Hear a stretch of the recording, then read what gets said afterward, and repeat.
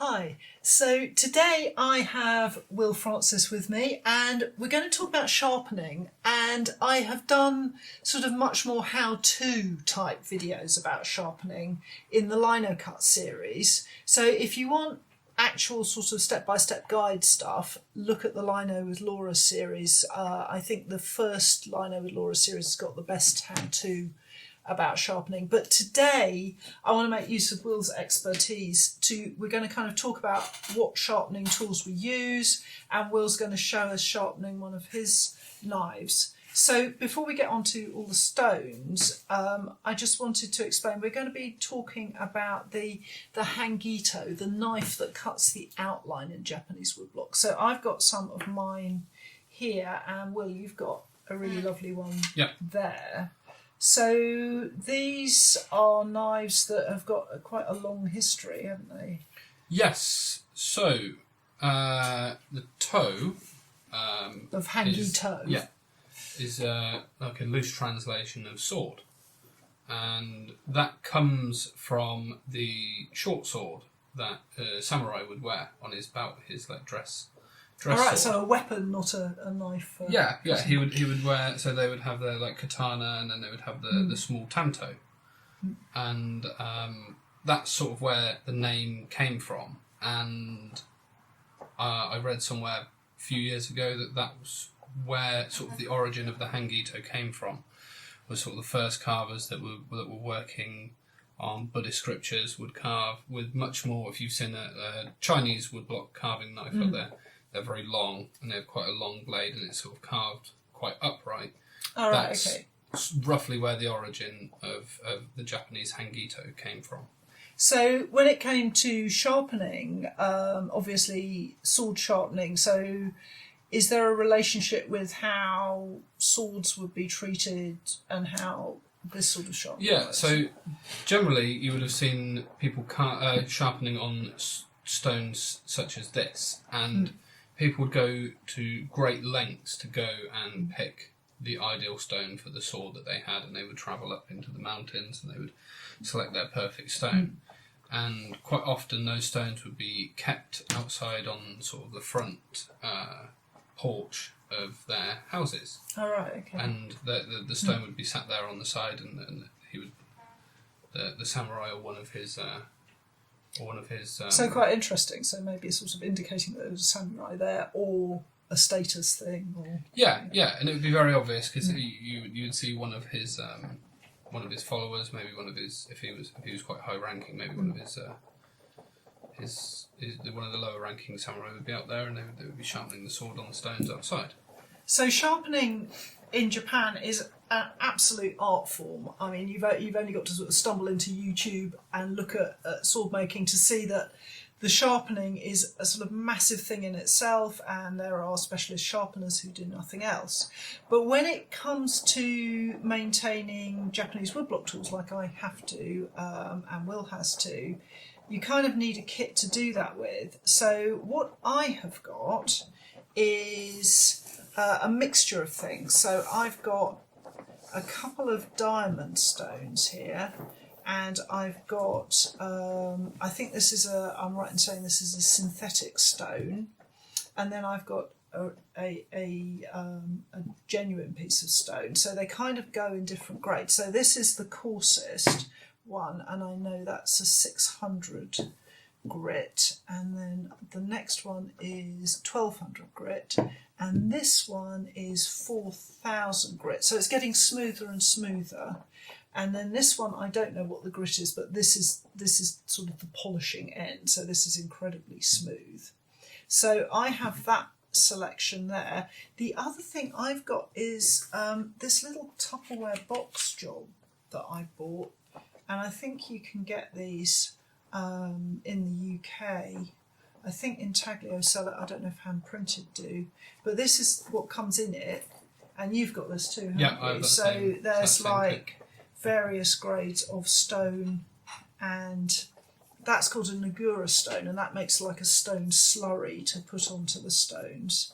And then there's a coarse stone there, which I guess is for grinding it. Yeah, that would be grinding. Yeah, if you've got a big, large chip or something like that.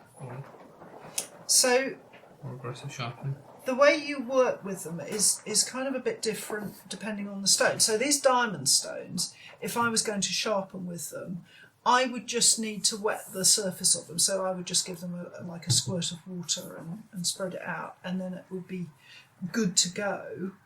And this stone here, again, squirt of water on the top and a little bit of, I've got this stone powder. I bought this stone in Japan. It comes with this stone powder, and I just put a little sprinkle of that on. This stone here, this synthetic stone, would need soaking, and I think all of these need soaking. Yeah, generally I'll soak my stones maybe an hour to 45 minutes before I start work. So that's generally the first thing I'll do when I get up in the morning, is put the stones into... Yeah, when I was learning, that's what we kind of had. Yeah, you don't want to, especially this stone, you don't want to be soaking that all the time, because it becomes quite soft, and you'll spend a lot of time having to regrind out the grooves that you put in it from sharpening. So it's worth learning if you're buying sharpening stones. It's kind of worth learning and finding out exactly how that stone needs to be treated. And I think I'm right in saying that if you've soaked these before you put them away, you need them completely dried out, because they can get a bit manky, can't they? Yeah, especially if it's quite humid and stuff in the summer. When I finish work, I'll just leave them on the side next to my bench, so that they dry out. Yeah. So the advantages of the diamond stone is that it's sort of ready to work straight away. You put a splash of water on it, and also you can't actually wear grooves in a diamond stone.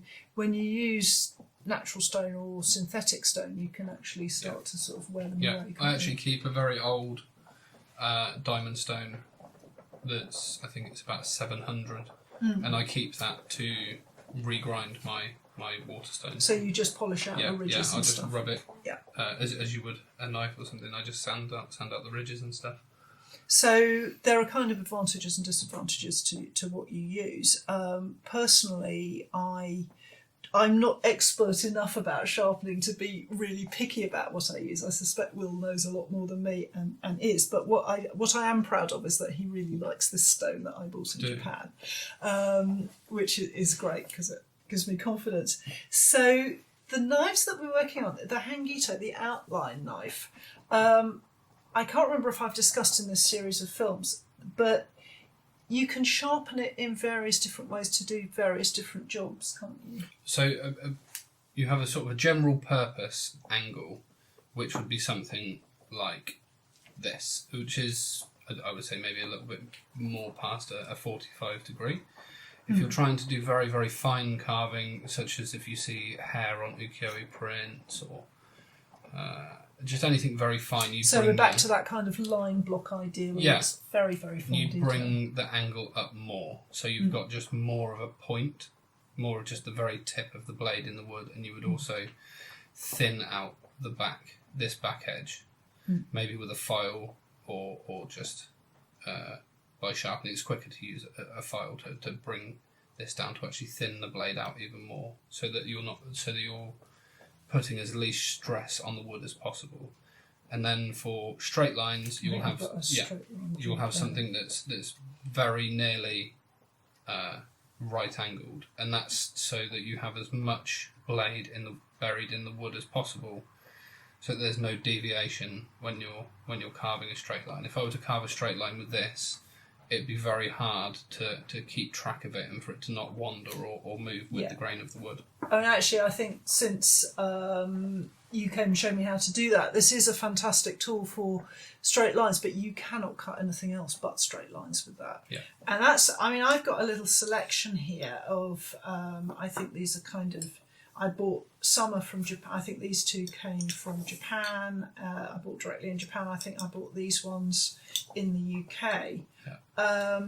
And so I have them sharpened in slightly different ways for what I'm doing, although probably not as precisely as I should do. But do you have a collection of Hangito? So I have 3. So I have like my main. This is my main knife that I'll use generally. With this type of blade that's a carbon steel, there'll be defects in certain parts of the blade, so it might chip easier, or it might be slightly softer in certain places. Right. So generally, you can get quite a good idea when you first get it and you first sharpen it of which is going to be the better blade. So this would be my main one. I then have a backup for if I'm carving and I snap the end, and so you don't have to sort of go so I back don't have to spend sort of 5-10 minutes sharpening it back out. And then I have one that's always on a low angle like that, because it's so much work, and to put it back to something like this, you're wasting so much of the blade grinding it back out. So better to have one purpose, dedicated for that, because then you're not just wasting all of your money. So you are cutting cherry wood. Yes. How often do you sharpen as you go along? There's a full sharpen in the morning as soon as I start, and then I might be just doing a quick 1 or 2 minute touch up. So might you have something like that, or a strop or something beside you? So I use this one. I might do, if it's feeling particularly dull. If I'm really working the knife on like colour blocks or something, I'll run it across this, and I'll be doing that maybe once every 15 minutes to half an hour, depending on what I'm working on. And it's really just a 1 or 2 minute job to put the edge back on it, and then in the case of actually snapping the tip, it's a little bit longer, but it's not the end of the world. It's more just. Well, I must admit, over the years, I've really come to learn the value of constant just maintenance. I mean, I have to say, when it comes to doing it seriously and well, I pass it over to Ben, because Ben is much better at it than me. But in terms of sort of while I'm sitting carving, and bear in mind that I'm carving Sheena as a rule, which is softer, I still would stop, I don't know, every 45 minutes, an hour or so, and just give it a little polish on the smooth stone just to keep things going. But my knives last a lot longer than yours. You said so I'll get through one of these blades in about 6 weeks, which is scary, because the blade is the full length of the but you can see I've maybe got probably 2 inches left in there, but in actual fact I only have maybe my finger's width left. You can see the small black mark. That's the stamp that's in there, and that runs all the way up into the blade. So in actual fact, I only have that much blade to work with. So you get through them really quickly. And the other thing we should say is that Will is left-handed and I'm right-handed, and with a hangito it really matters. It really does. It's being left-handed really is not the greatest thing to try and be a woodblock printmaker or to really do anything Japanese. Everything's sort of very much set up right-handed. Right. So but the other tools, the sort of gouges and things. Yeah, that's all fine. Yeah, there's workarounds and stuff. It's just a case of there's 2 methods of carving. There is what was more used by the creative printmakers. So the way that I would generally work, which would be an underhand way, and you're watching the line. Yeah. You can see the line as you're carving, whereas there is a more traditional way of carving, which is overhand, and you're more watching the edge of the blade as you carve. So you're following the edge of the blade rather than looking at the entire line. And there's advantages to both. Carving underhand allows you to see more of the line, so you can map out as you're going. And I would hazard a guess is it's probably slightly faster. Whereas carving overhand, you have a little bit more dexterity on an outside curve. So does that reflect the fact that for a creative printer, so artist printmaker, you are looking for flexibility, and you might be coming off the line, you might be editing it as you go, whereas the kind of carving you're doing, precision is very important. Yeah, and also when I'm doing, so I carve a line and then you do your waist cut as I've shown you, so that first cutting and then coming back. So you're always putting that nice bevel on your line, carving this way, that you don't really have to think about that, and you can just carve and then go and carve and go. and you can actually, your natural sort of reflex would be to probably go that way. So you're very dexterous in your carving and being able to switch between the two. Yeah. Whereas mine is a lot slower, and I'm looking over the top, and I'm really, the idea with traditional carving is to not move the block as you carve. You would have the registration marks, you place your paper down, and then you flip the block around so the registration marks are furthest away from you, and you would carve the block like that without moving it. And that lends very much to an overhand style. So when I was demonstrating the carving, you know, you'll have seen one of the things I said is like I use a non-slip mat because I'm moving the wood. Yeah. Very, very different from what Will is doing and his carving approach. But with Will's work, when he gets that picture from the artist, from Jed Henry, he draws with a brush, doesn't he? Yeah. Yeah. And Will's job is to keep those brush marks completely accurate. So that's a world away from my kind of, I'm going to do some brush painting and stick it on the block and then I'm going to interpret it as I go. Yeah. It's very, very different cutting styles. And there's very specific ways you can sharpen a knife in such a way as to, if you were looking to create a ragged edge which in I your quite block, often do, then you would maybe let your knife go a bit more dull, or you'd maybe wiggle it a bit more to try stabby, and like be a bit aggressive with the knife, and you create quite nice ragged edges that you sometimes see in ukiyo-e prints. So that's another aspect. But generally, we want the knife to be nice and thin. We want a good amount of the blade out because it gives you a longer curve when you're doing long outside and inside curves. And most of the time you're going to be carving with an angle of something like this and a general thickness of something like this. Mine's maybe a little bit too fat at the moment, but that's because I've been carving quite rough colour blocks, so I haven't really needed to thin it out too much. All right. So what we're going to do now is Will is going to show you some sharpening on his stones that he's been soaking. They are wet, aren't they? So you've got, these are from this little set here, is that right? Yeah, mine are much more warm. I was going to say I've not touched mine. So we've got the sort of I guess medium. Yeah, it's like a general purpose. Yeah, and the fine one and the Nagura stone. Yeah. So this stone, what's interesting about this is specifically for the back side of the blade. So first of all, there's two ways that you can sharpen. There's the more Western way, which is going to be bevel down and going front to back, front to back, front to back. And then there's the Japanese way, which is going to be bevel down and going side to side, side to side.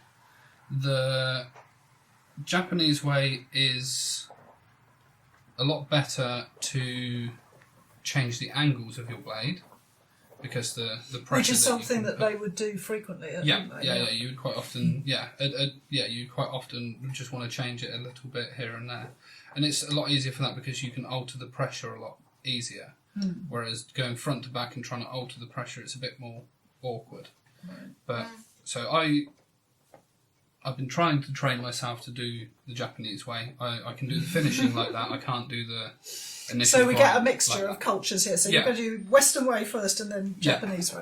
Bear in mind I'm left-handed, so if you're doing this at home, it's exactly the same process. You're just going to be holding right hand and it's going to be beveled. It's going to be the opposite way, but it's the process is exactly the same. So the main thing that you want to look for is when you push the blade down, you'll actually see the water rise up and push out. If you can see that there. Yeah, I can see. Yeah, that's when you know that you're flat and you're not going to be grinding the back of it and you're not going to be rocking. And the real key is to lock your elbow there and to lock the blade into your palm. I like to lock it with my ring finger, my little finger, and then that leaves me free to push the front of the blade down with my index finger. Okay, and it's very, find the edge, and then it's just front and back, front and back. And it's very important to use the entire stone as you're going. So then you're not going to So long strokes. Yeah, long strokes across the entirety of the stone, and then you're not going to wear down the stone in certain places. Yes, I could feel that on my stone where I was. Okay, and you'll be able to feel it as soon as it's ready. If you feel the back of there, you can feel very slight. Yeah, you can feel the burr there. So a little tiny, tiny ridge you just can feel. And then before we move on to the back, there's one more thing to do. I turn my stone up on the side, and to stop now we've made that tip very pointy. It's very prone to snapping. So what we want to do is take the back edge here, and just away from the tip, we want to come up maybe on about a 45-degree angle, and we just want to drag it back. Maybe so that's just losing that very, very pointy tip. You're just taking that tip off and putting a little round back on it. Because if the tip's really pointy, and I certainly know from my experience, you just snap it the whole time. So you can see now it just comes back very, very slightly. So you've got a slight, very slight curve on it. The next stone we'll use is this one, and this is purely for taking the burr off the back and smoothing the back. So that's the Nagura Stone? So yeah, and then this would be, I'll bring it closer to me. So this is just pressure flat down and just side to side, side to side, side to side. And then you'll feel you took the burr off the back and it will have moved more towards the front.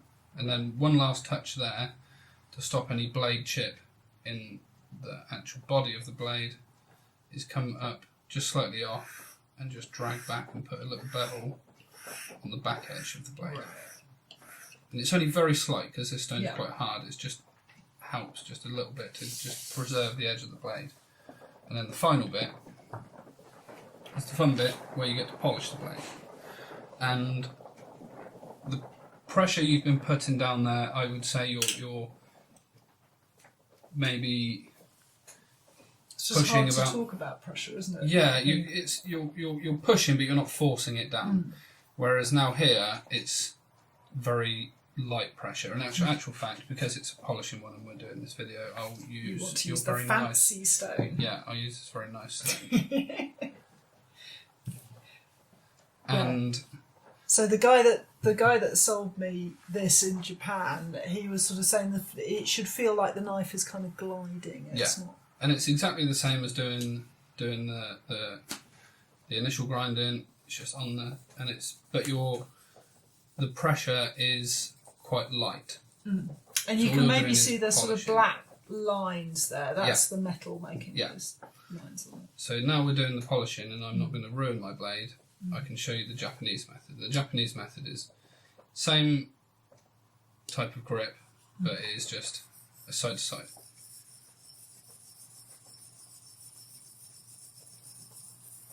And it's quite easy to actually work out where you're leaning. It's when you're going front to back, it's quite hard sometimes to sort of feel if you're riding up or like rocking. Whereas this, if you start to rock, it feels very obvious in your wrist.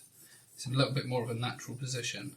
Now, what's interesting is that the guy that sold me this stone, there were a group of us Westerners who'd gone into the stone sharpening shop, and he very politely only showed us the Western way to sharpen. Oh, okay. Which is quite interesting. He obviously saw we were Western and was showing us the way we would know. Yeah, so see, I was shown this by a carver in Japan, showed me this.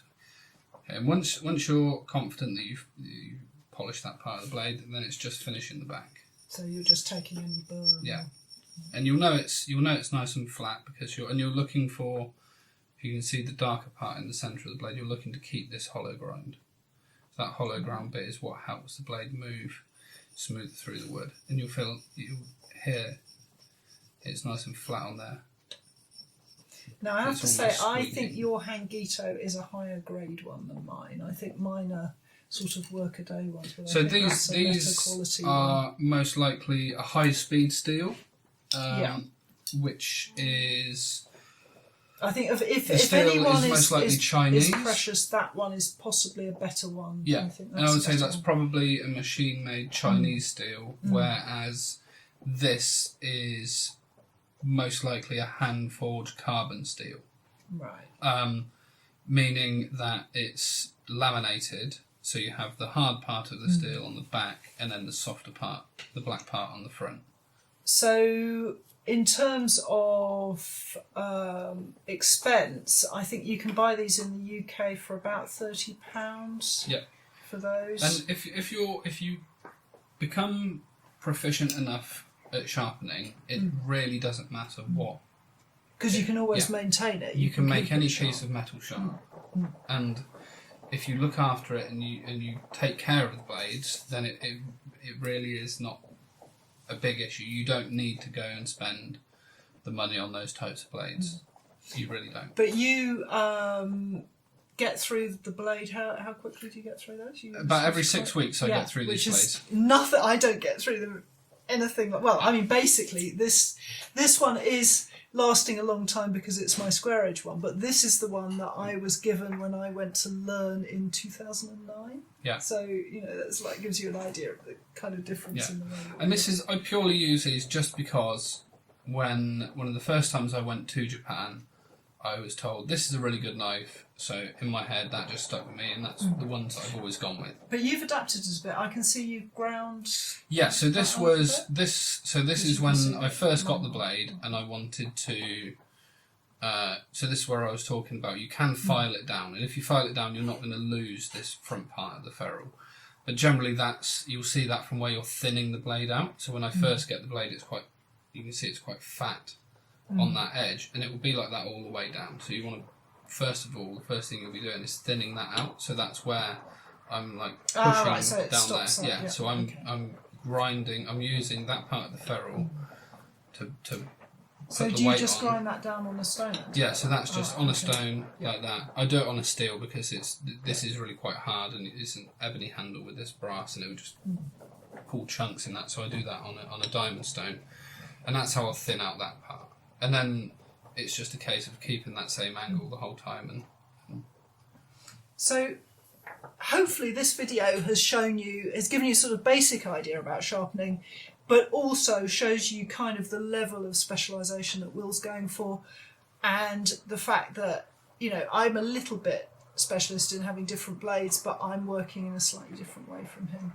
So thank you, Will, and thank you very much. Thank you everybody for watching, and I hope you'll join us again.